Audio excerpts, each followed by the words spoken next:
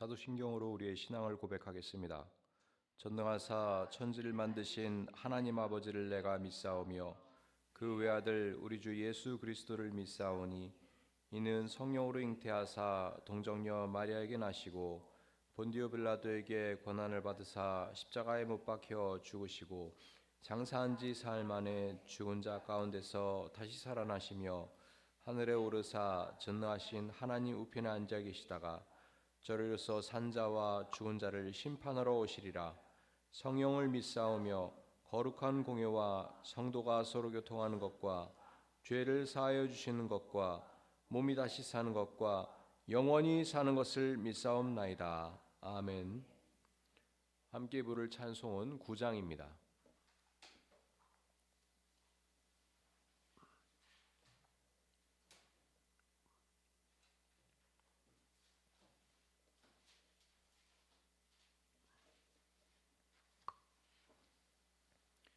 다 함께 9장 하늘에 가득 찬 하나님의 영광의 하나님 함께 찬양드리겠습니다.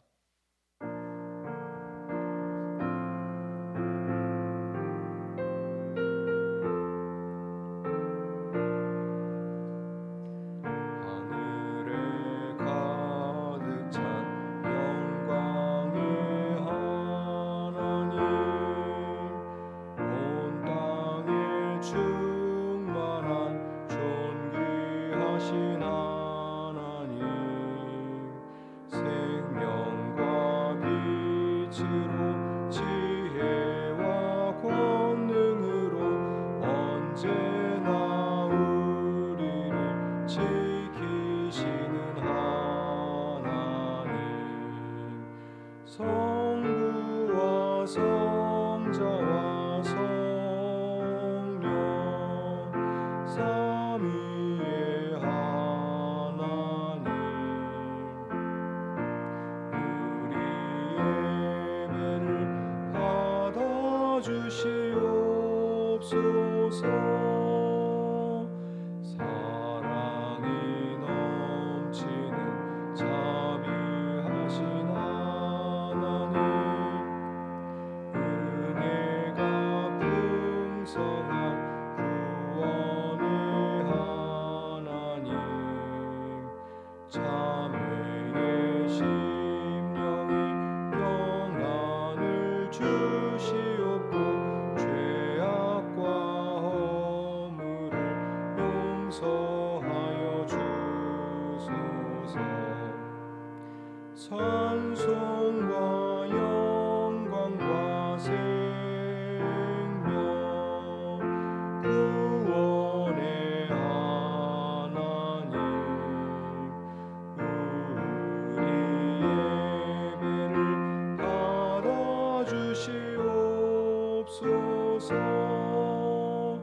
연약한 심령을 굳게 세워주시고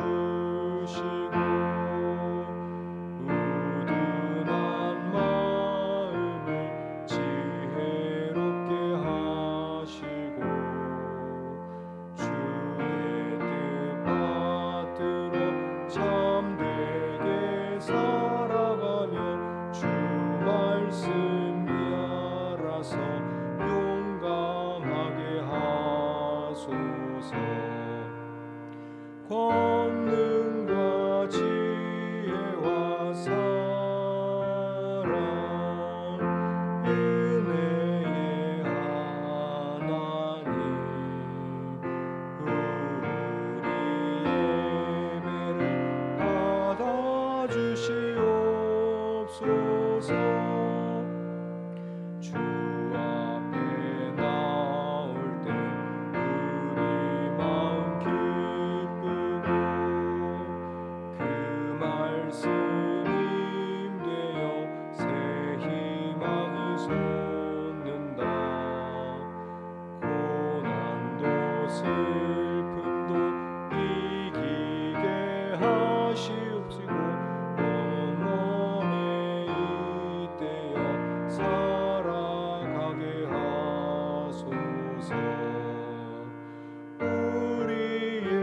사랑과 기쁨 생명의 하나님 우리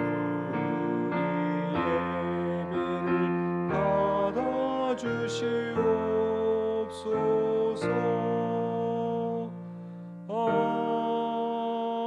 아멘. 오늘 하나님께서 저희에게 주신 말씀은 민수기 29장 1절과 2절, 6절입니다.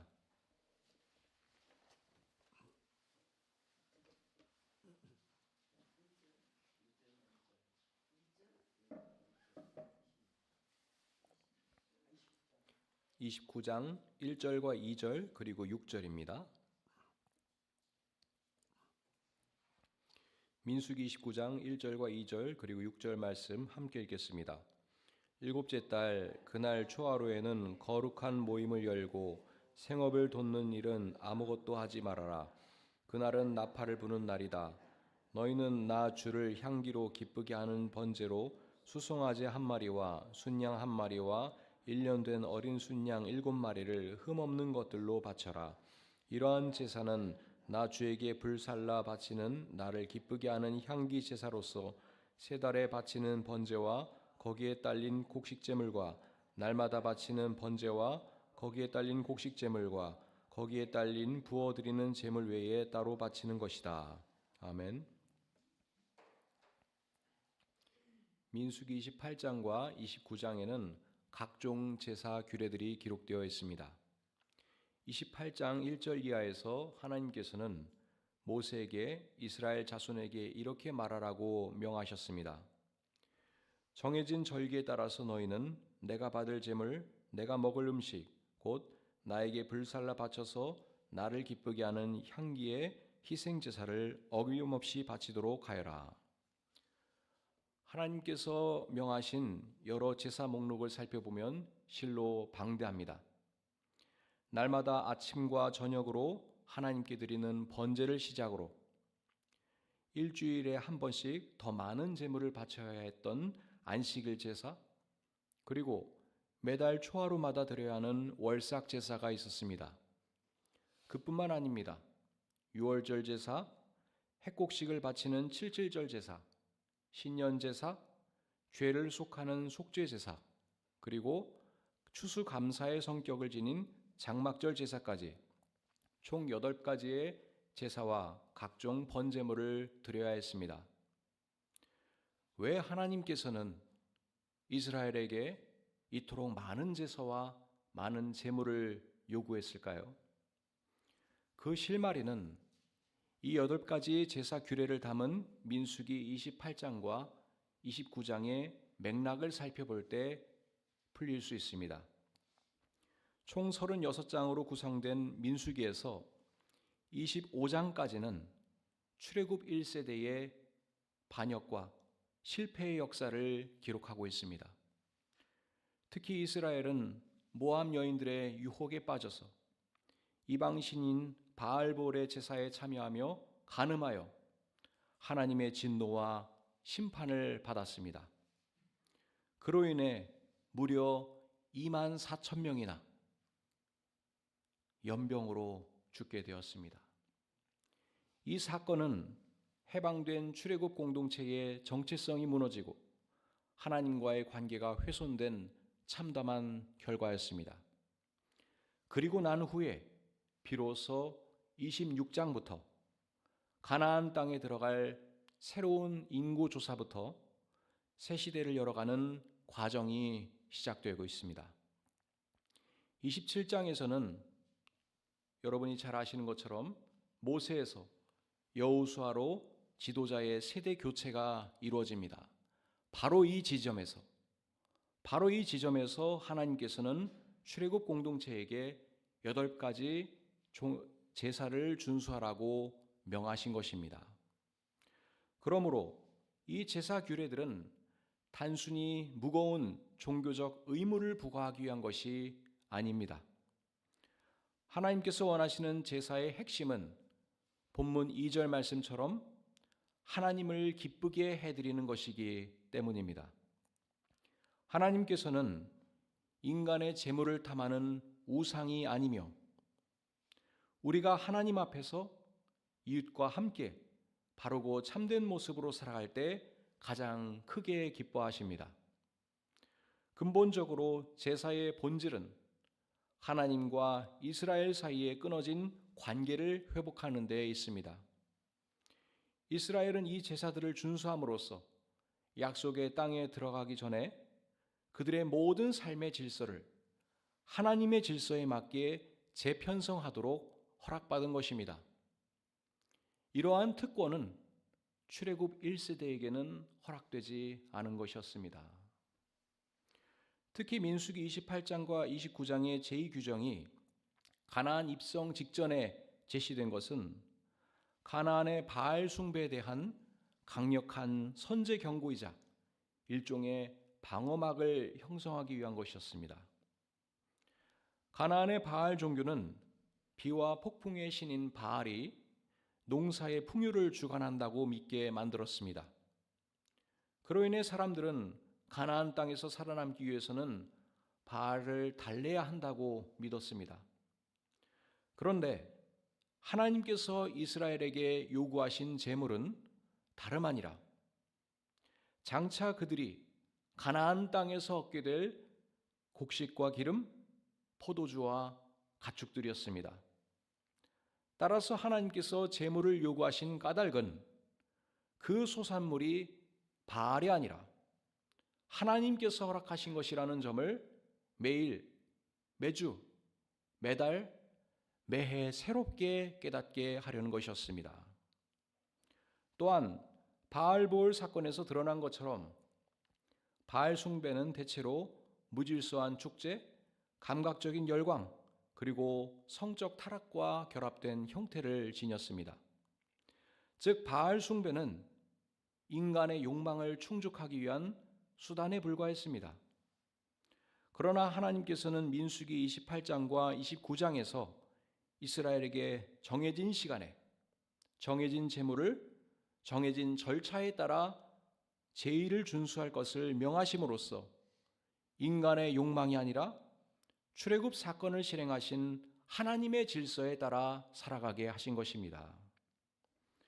이처럼 하나님께서는 제의 절차를 매우 까다롭고 세밀하게 규정하심으로써 이스라엘이 가나안의 무질서한 문화에 휩쓸리지 않고 거룩한 습관을 몸에 배이도록 훈련시키신 것입니다.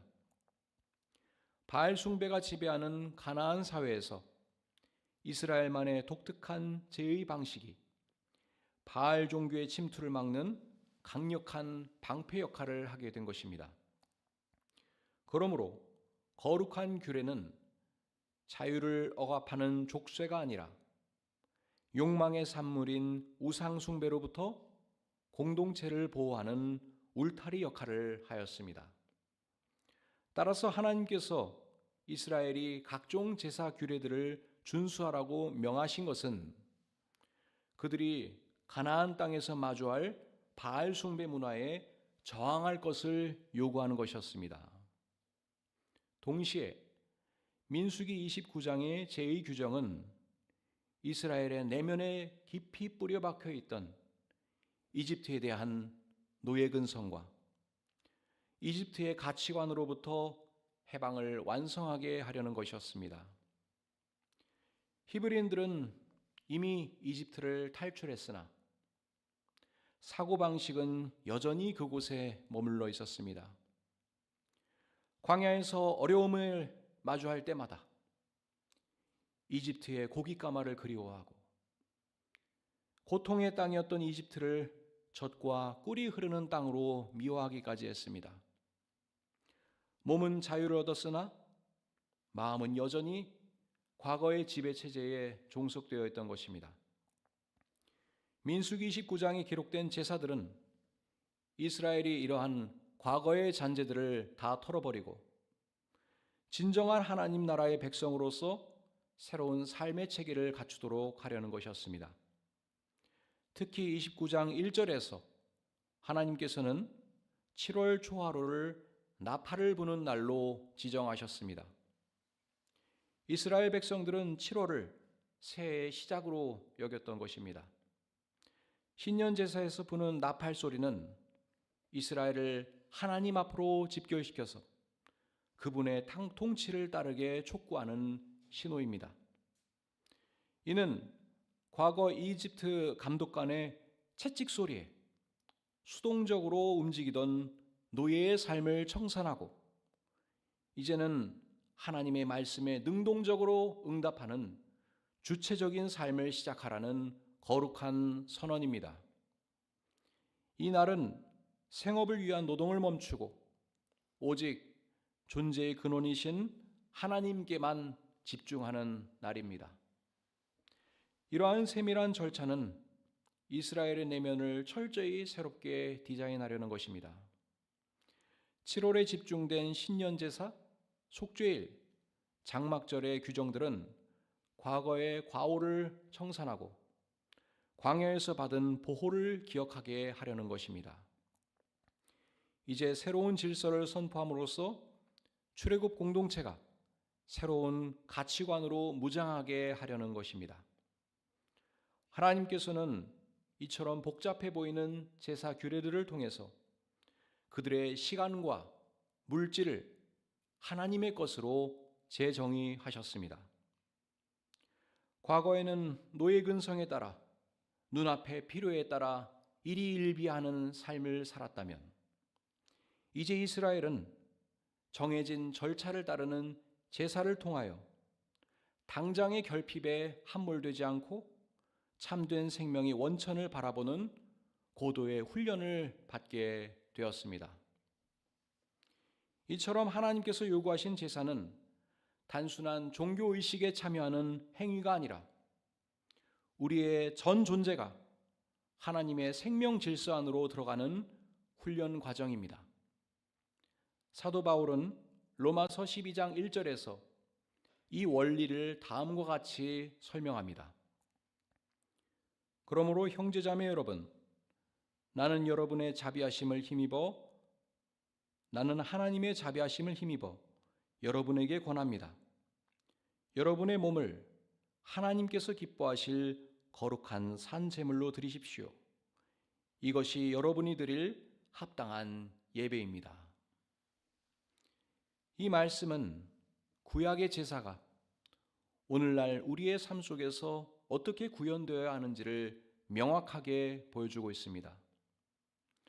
가나안의 바알 숭배가 인간의 탐욕을 정당화하고 충족시키기 위하여 신을 이용하려 했던 무질서한 욕망과 관련된 것이었다면 하나님이 명령하신 제사는 그러한 인간의 욕망을 내려놓고 하나님께서 원하시고 명령하시는 거룩한 기준에 맞춰서 우리 자신을 거기에 맞추는 순종 행위입니다. 그러므로 합당한 예배란 성전 안에서만 드리는 종교적인 형식이 아니라 우리의 몸으로 살아내는 일상의 모든 순간이 하나님과 올바른 관계를 형성하는 거룩한 제사가 되어야 한다는 것입니다. 이집트에서 탈출한 출애굽 공동체가 가나안 땅에 정착하는 과정에서 직면한 것은 그 땅을 지배하고 있는 바알 종교의 유혹이었습니다. 그런데 그 공동체가 저항하고 온몸으로 투쟁해야 했던 가나안의 문화는 오늘날 우리가 마주한 현대의 물질주의 문화와 놀랍게도 유사한 면이 많습니다. 가나안 사람들이 바알에게 풍요를 구걸하며 자신의 안위를 보장받으려 했던 것처럼 현대 사회는 자본과 기술 그리고 눈에 보이는 성과를 절대적인 가치로 숭배하며 그것만이 우리의 생존을 보장해 줄 것이라고 믿게 만듭니다. 바알볼 사건에서 드러난 무질서한 열광과 자극적인 탐닉은 오늘날 소비주의와 무분별한 소비주의와 쾌락 중심의 대중문화로 형태만 바뀌었을 뿐 그 본질은 인간의 욕망을 극대화하여 통제불능의 상태로 만드는 데에 있습니다. 세상은 끊임없이 더 많이 소유해야 행복하다던가 너의 본능이 이끈 대로 살라며 우리를 유혹합니다. 우리 안에는 여전히 과거의 잘못된 습관과 세속적인 가치관이 남아 우리를 뒤흔들고 있습니다. 바로 그렇기 때문에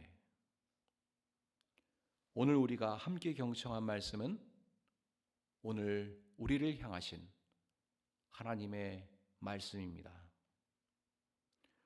오늘 우리는 출애굽 공동체의 신앙 전승에 합류하여서 다시금 마음을 새롭게 하여 우리의 몸을 하나님께서 기뻐하실 거룩한 산 제물로 드려야 합니다. 그러므로 우리의 일상 가운데서 하나님의 말씀을 실천하며 살아가야 합니다. 그렇게 하나님께서 기뻐하실 합당한 예배자로 살아가는 여러분의 향기로운 모습을 통하여 하나님께서 기뻐하시길 바랍니다. 그러한 모습을 통하여 하나님 홀로 영광과 찬양 받으시길 바랍니다. 오늘도 하나님께 감사드리며 기쁨으로 이 하루를 열어가시기를 간절히 소망합니다. 기도하겠습니다.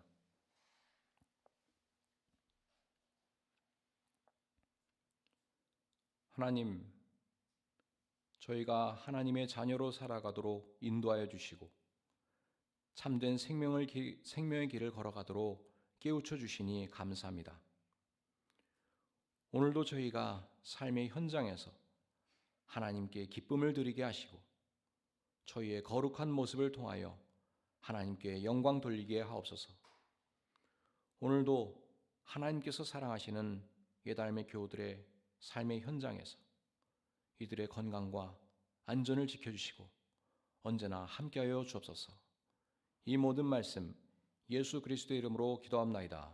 아멘. 하늘에 계신 우리 아버지여, 이름이 거룩히 여김을 받으시오며 나라의 임하옵시며 뜻이 하늘에서 이룬 것 같이 땅에서도 이루어지이다. 오늘날 우리에게 일용할 양식을 주옵시고 우리가 우리에게 죄 지은 자를 사하여 준 것 같이 우리 죄를 사하여 주옵시고 우리를 시험에 들게 하지 마옵시고 다만 악에서 구하옵소서. 대개 나라와 권세와 영광이 아버지께 영원히 있사옵나이다. 아멘.